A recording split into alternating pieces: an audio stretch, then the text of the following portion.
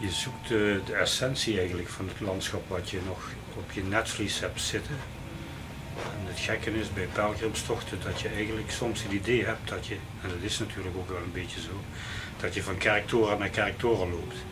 Als een soort baken in het landschap. En dat zit hier ook een klein beetje in. Er zit dus een torenvorm in, als een symbool voor alle kerktorens die je onderweg eigenlijk ziet liggen en waar je naartoe loopt. En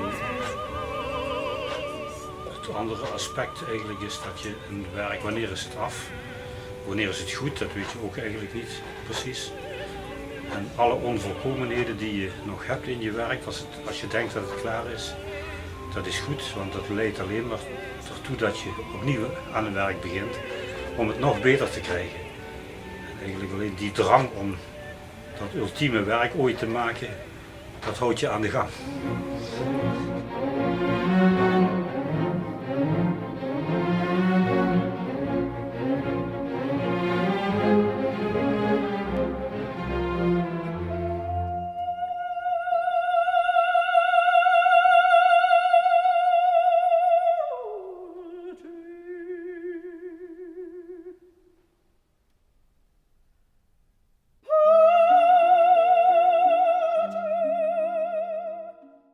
Er is nog een soort licht in de verte en voor mij is dat een soort verdwijnpunt als iemand wegvalt. En voor degene waarvoor ik dit schilder, of met de gedachte aan degene waar ik dit voor schilder, is dat juist een verschijnpunt. Voor hem is dat een andere ervaring als die ik voel.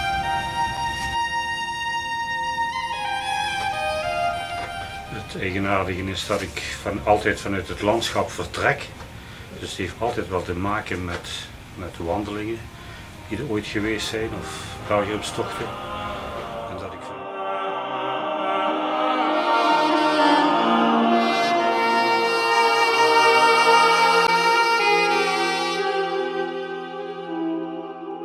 pelgrimeren is meer een vorm van nieuwsgierigheid, denk ik.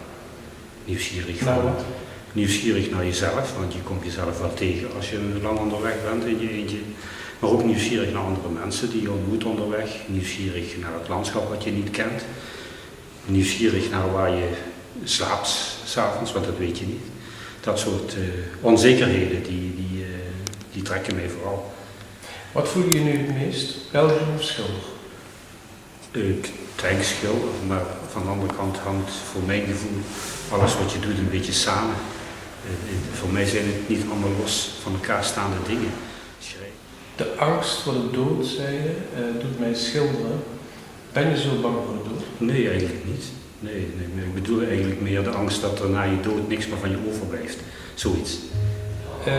Heb ik het goed als ik de indruk heb dat je kunst steeds meer naar abstractie neigt? Ja, dat denk ik wel. Maar dat is niet iets wat je afdwingt, dat is iets wat vanzelf groeit. Op een gegeven moment heb je figuratief gezien alles gedaan wat je wilde doen. En alles wat er is, dat is er. En dat hoef ik niet nog een keer te kopiëren door het te maken. Dus ik probeer nu meer werk te maken wat meer weergeeft wat ik voel en niet wat ik zie. Dus je gaat meer naar de kern van de dingen, moet ik het zo zeggen? Ja, dat zou je kunnen zeggen. Al het overbodige weglaten, alle ballast weglaten. En daar ligt de link naar het pelgrimeren. Daar laat je ook alle ballast weg. En je gaat tot de kern van wie je bent. En wat is dat? En dat ben je zelf. En dat is hoe jij denkt en voelt. En daar heb je eigenlijk niks bij nodig. Aan materiële dingen bedoel ik.